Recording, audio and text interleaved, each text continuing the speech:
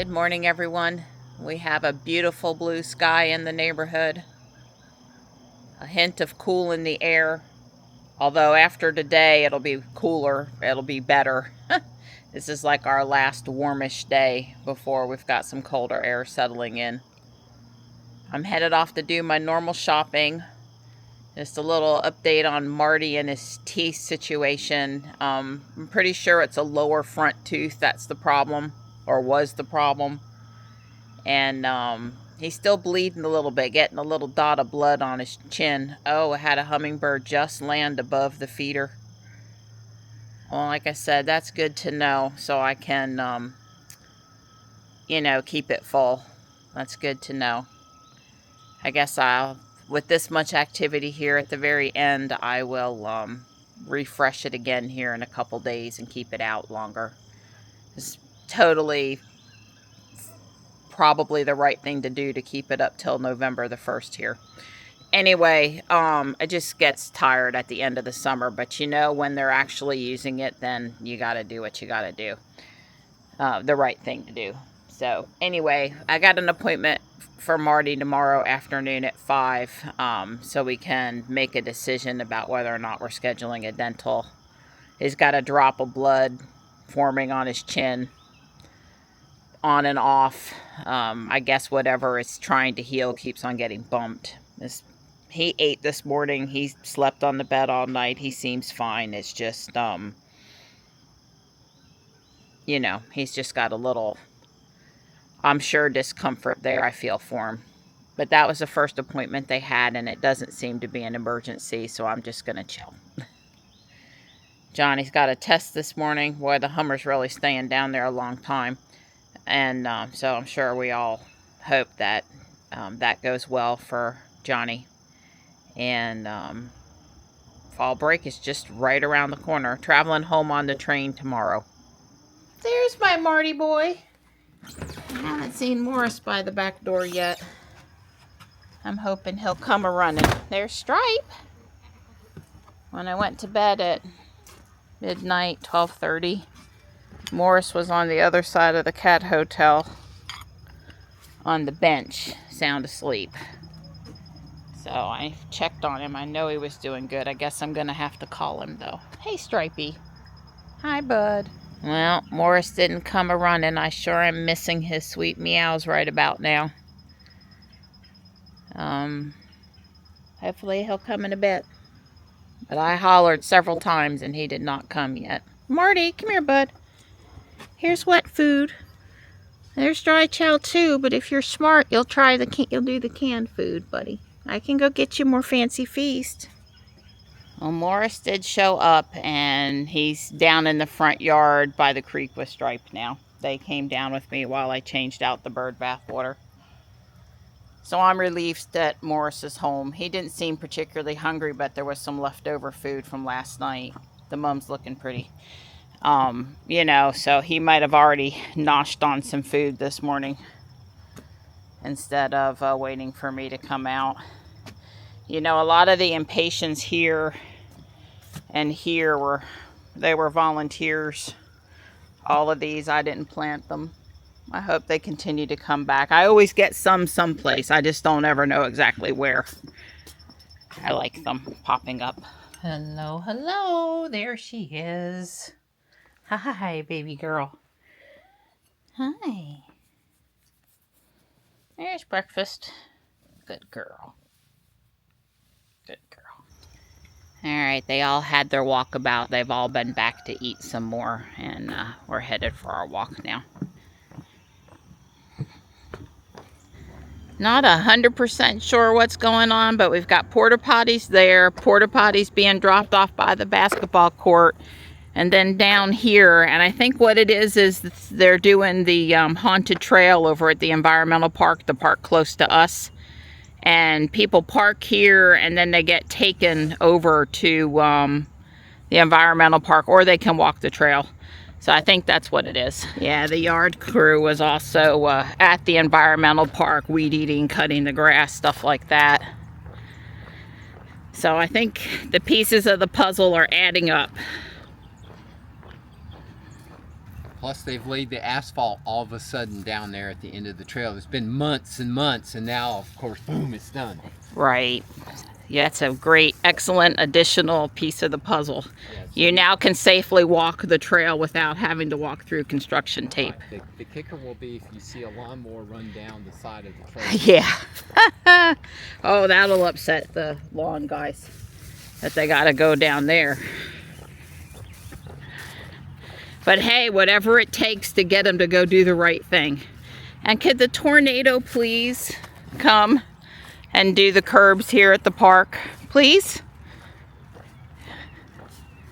It's so easy for that machine to come through and clean everything up so nice along the curbs.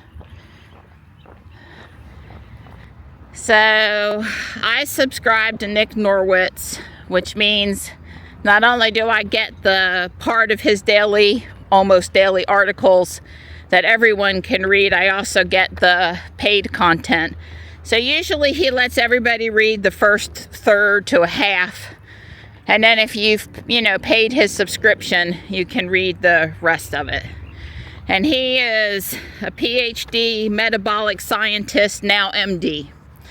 So he's got, a good amount of studying. And he, like I said, he's he calls himself a metabolic scientist. I don't know exactly what his PhD was in. I'm sure we could look it up.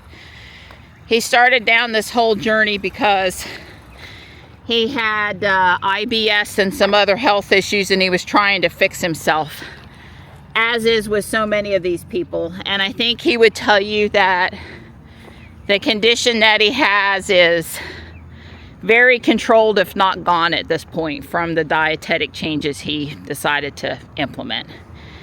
He is not a carnivore. He would definitely tell you, I think he's keto. And eats plenty of animal fat products in his diet. But anyway, today's article I reposted on Facebook and on X. And it really struck a nerve with me because, and this applies to a lot of other scientific areas besides food, but it very much also applies to food. And that is, people's like, well, you don't believe in science because you won't follow the food pyramid, for example. Or, I'm trying to I guess I'm getting a little lost in my thought here. But anyway, he went on to explain how science is twisted or science is poor. You can still call it so-called science, but it's not really.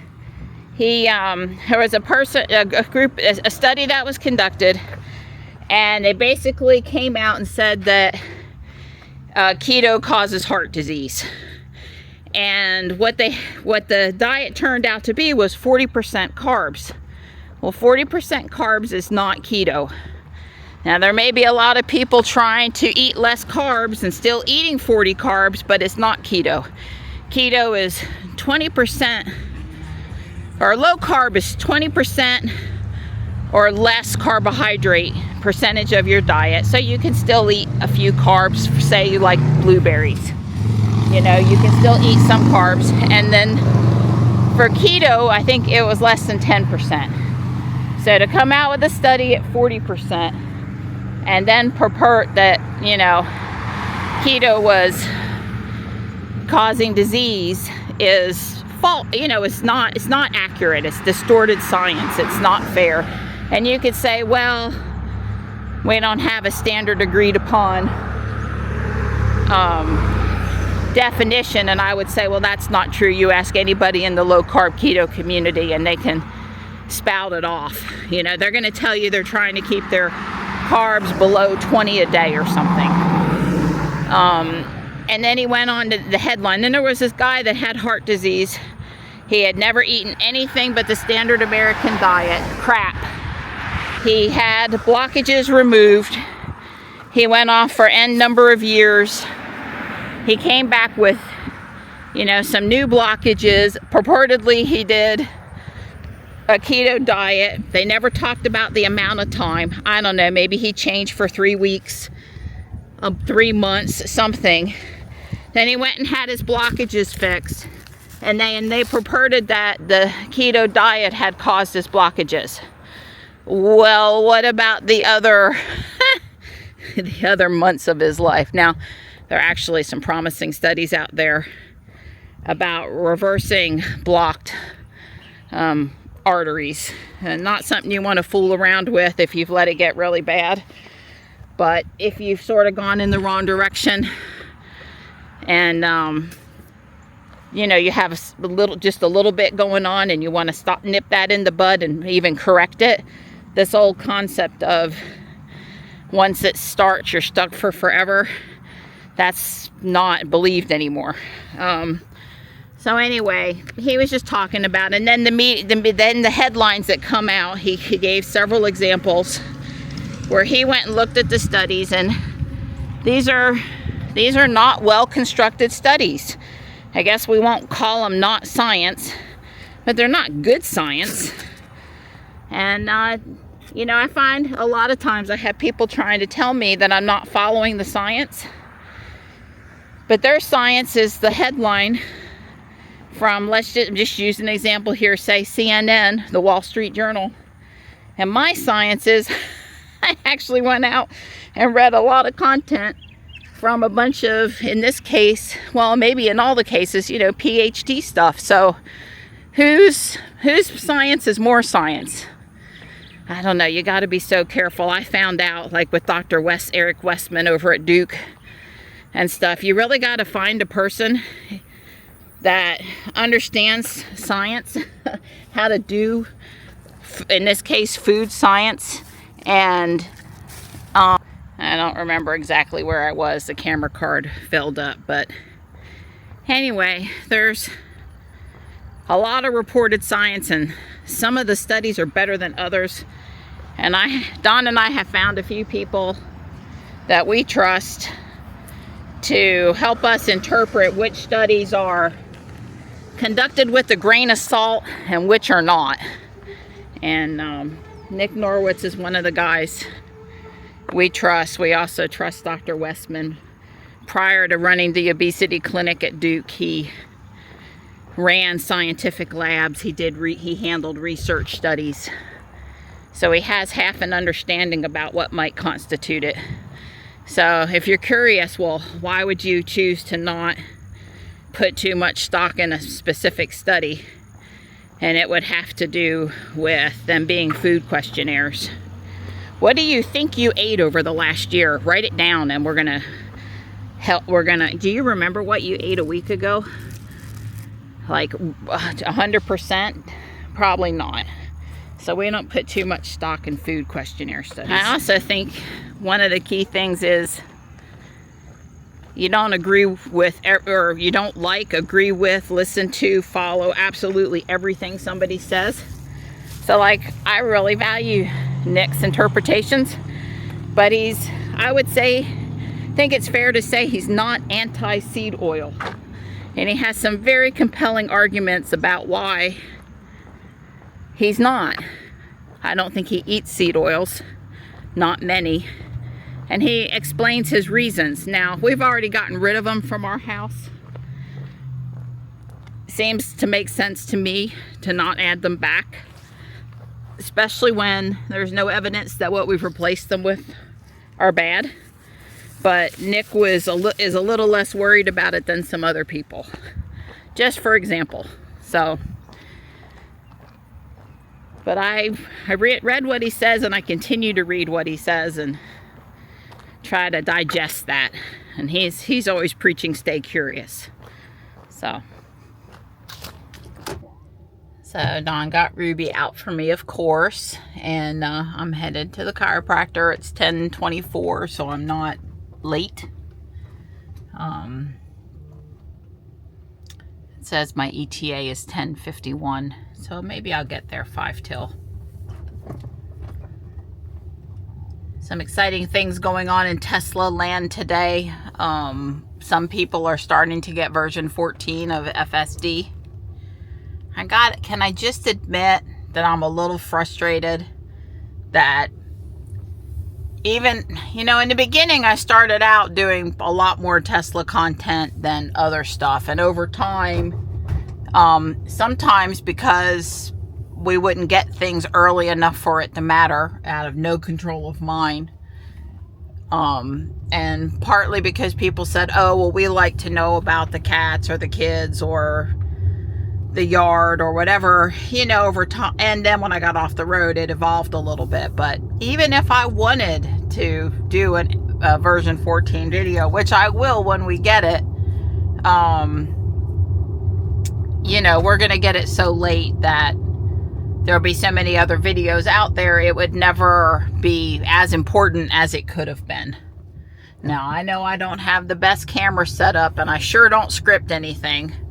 And some people probably really like it that, and some are probably really frustrated with it. But I also might point out that, again, you know, I'm not really getting stuff early enough for it to matter. So I'm excited about version 14, and Dirty Tesla and Sawyer Merritt and all these other people have gotten it and are making videos on it, but not me. No choice of mine. Doesn't, you know, just doesn't matter. So I guess I sound a little sour there. I've admitted it, and I'll go back to being my normal, supportive, happy self. I wish we had it. Let's be back up. Boy, I sure wish I had version 14 for today's trip into Cary. Thanks for coming on to my side of the road. Just a little clue you in, when your lane is blocked, you stop instead of coming into the other person's lane in your big SUV. Okay. It's amazing how many times that happens over here. So my frustration is not about this one time. It's about, you know, 10 years worth of coming through the neighborhood and that happening. I am going out the quote-unquote other way, the Judd Parkway way, so that I don't run into that utility work on Piney Grove Wilbon Road. I also heard there was a really bad accident over there yesterday, and there was a really bad accident over by the Garden Hut on the backside of Coles, Lakestone Commons area. Somebody turned out left in front of oncoming traffic, and someone's daughter and her two friends were in one of the cars. I don't know if who was it? I don't know who it was fault, and it doesn't matter, but apparently another mom stopped to help and got the girls out of the car and off to the side of the road and helped place a phone call to dad, and all the things you would want for somebody to do for your child or even your upset family member if they were able to safely pull over. So that was, you know, you like to hear stories of people doing good things. That's what I want to hear. Lots of stories of people doing good things. But also today, I guess it's being rumored that there will be, you know, the lower cost vehicle will be announced or something. I guess there's an event. I have not seen what time that is. When I'm in the chiropractor's PEMF chair, I might try to figure that out.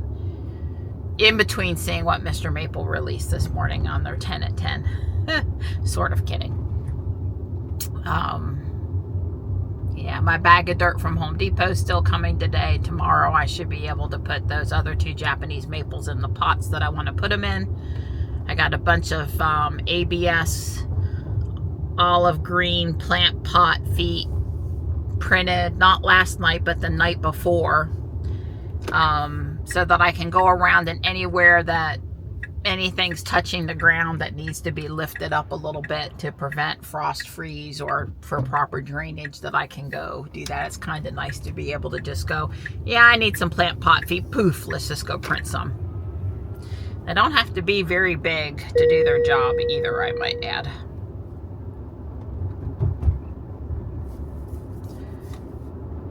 Ruby says it's 76. But the sun feels pretty hot. If you stand in the sun, you notice it today.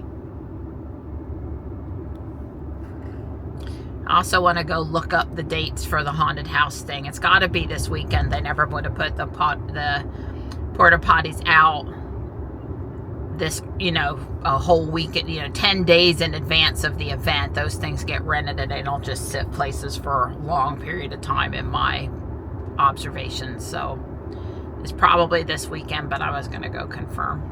Well, I had to do something. There's a Foundation Series juniper. Pretty. Well, I kept on way too busy this weekend to get any cars washed. But there's always this coming weekend. I'm sure it'll be equally busy. The upper parking lot over here has way more cars than normal. And there's a white Y, not this one, but around the corner. And it has different hubcaps than I've ever seen. If it's still there when I come out, I'll go closer. Here's a Mach-E that's off in here, this one. They're actually white, and they look like platters, and they have little holes in them. I don't know. I'll show you on the way out. I don't have time on the way in if it's still here. But yeah, this section in here's, you know, it's just a lot of cars today. A lot of cars. Every once in a while, one of these buildings has some sort of maybe an educational class or something, and a whole bunch more people pile in up here. Alright, it's thinned out a little bit up here, which is good, at least from my perspective. I'm walking over here to show you these wheels, which are different than any wheels I've ever seen on a Tesla before. What's it say? Hal block? Hollow disc. Huh. Interesting. Don had talked about putting white wheels on our blue 3 at one point, but never followed through. He kind of likes that look. I'll have to show him these. Well, I found the website for those wheels, and somewhere between $250 and $450, I guess. It's a little bit different in there today. Janice's husband is unexpectedly in the hospital, and the person that she's been training was sort of thrown into the fire, but between us, we got me hooked up, and we did my knee and my lower back. And you know, my knee's just been wobbly lately. Last time I tried to run on the treadmill, it hurt too much to keep running. I could have withstood the pain, but I was afraid I was going to, you know, have it wobble in such a way that I would be out of commission for a bit. So I stopped running, which was frustrating. Thankfully, the exercise bike doesn't bother it. So, you know, it all sort of starts with it going sideways one time when I'm moving, and then once it's done it gets inflamed, and then it's like more likely to do it. And I just go through periods where my knees don't bother me and my knees do bother me. So, you know, you go figure. Nothing tempting on Mr. Maple. I heard the kryptonite was out there this morning for 1 minute and sold out. Apparently that's very popular. Hot Blonde is pretty popular. It's still out there, but that wasn't one on my list. Blue Moon and Emmett's Pumpkin still are not out there in a reasonable size. I think there might be a huge one of both of them, but not 1 or 2 gallons. So anyway, I'm headed over to Guardian Angel Apex now, and Dawn is safe. I did not order anything from Lego or Mr. Maple today. There are always a bunch of people walking around on their phones, hanging out in the parking lot over here. And, you know, they're here all the time, but I guess I just have to wonder, this particular lady here, why she would go down between my car and the curb when there's a sidewalk she was walking on and there's all this open parking space. And, you know, she didn't touch my car, but like, why would you? I guess the word I would use is I don't find it courteous. And she triggered a Sentry event, which cost me time to go look at to make sure everything was okay. So just, you know, I'm way down here, away from everybody. And there is a sidewalk, and there's a not very busy asphalt area. And just don't walk between my car and the curb for like zero reason while you're having your telephone call, I'm sure. There are a lot of medical offices in here. There's dermatology. I'm looking at what the other one is over here. There's Denny's has a franchise, you know, the restaurant. There's a physical therapy place. There's a rheumatology place. And, you know, these people are walking around while they're waiting on a family member for, you know, to be treated somewhere probably. And I just totally get it. It's like, just don't walk close enough to my car to generate needless Sentry events. And as with most things, it's not the first time it's happened. And so, you know, it happens once or twice, no big deal. But it's like happening every week I'm out here. It's just kind of starting to get frustrating. I wouldn't walk that close to other people's vehicles, so I just don't want them to walk that close to mine. Cute dog looking out the window of that car. I'm glad Ruby's parked where she is today. The landscape crew is here. Looks like they've already cut on this side, but they were sort of like on that corner up there with the leaf blower and the weed eater and the lawnmower, and hopefully they won't decide to spray weed killer on the smallest, minutest tuft of grass near Ruby somehow, because you know that's the luck that I have with these things.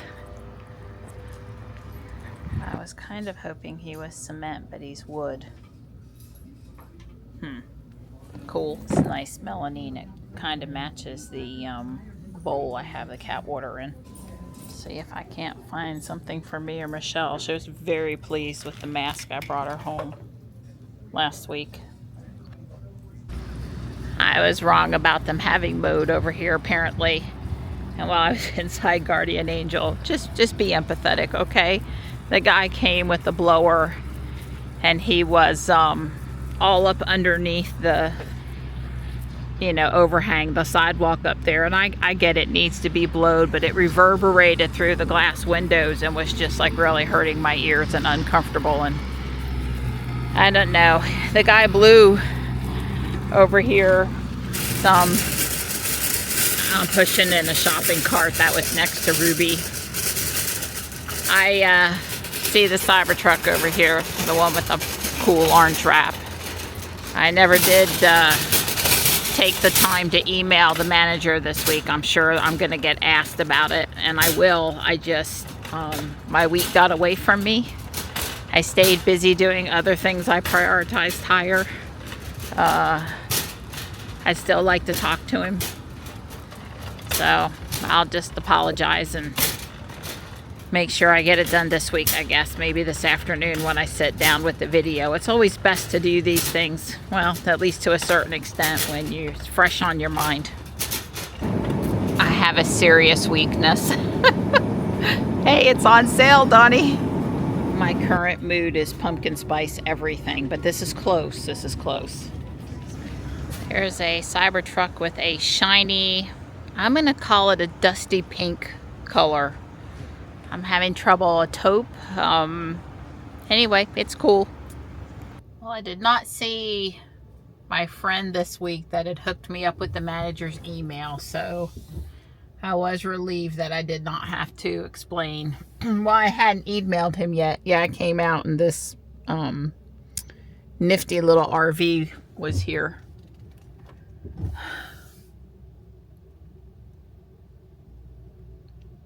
It's a good thing the sky's pretty blue, right? So, first off, my shopping experience wasn't too bad today. A nice young man who's new there rang me up, and he was asking all the right questions and doing a fine job, but I offered the bag for him. It was just going to be easier. I figured, you know, really, why get mad at somebody else not doing it right and just do it myself? I had no problems with this cashier, though. I'll say very polite. We ended up talking about school. He graduated with a degree in English from UNC Charlotte, you know, my university where Johnny goes, UNCC. And the job market's really bad right now, so he's bagging groceries at Whole Foods, which he's not the only one that didn't go to college, get the degree, and then have trouble finding a job. He's actually trying to get back into law school. He had wanted to be an English professor, wanted to teach English, and his advisor, professor friends, gave him advice that job market wasn't looking so good. So he's going to go back to school and try to do law.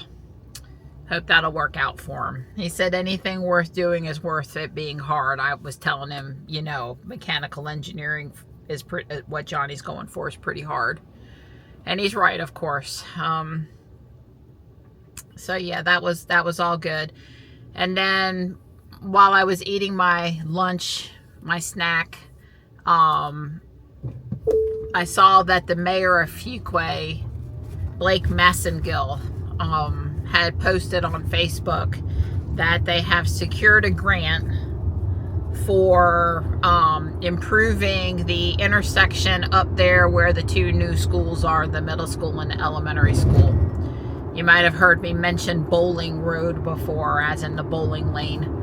And, you know, the middle school went in first at the back, and then the elementary school came in out front. And of course, he did a little bit of political speak where he said, you know, the town didn't want wanted some road infrastructure there, but there's no law that required the school system when they put in the schools to have to improve the roads. And, you know, basically it wasn't the town of Fuquay's fault, but they're trying to fix it, which is, I don't think it was necessarily inaccurate, but there's a couple things about the plan which I zoomed in on the picture and studied.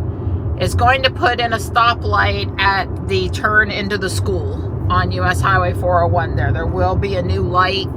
The road will be widened on 401 and on Bowling Road to allot for the appropriate turn lanes for the stoplight. That all sounds okay. Probably is going to mean a reduction in the speed limit to the other side of that intersection, because right now it sort of jumps to 45 right there, which causes a couple of other problems.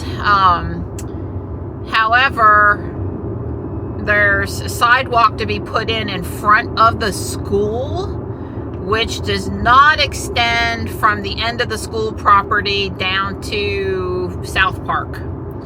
So the students still would not be able to walk from the school to South Park on a sidewalk.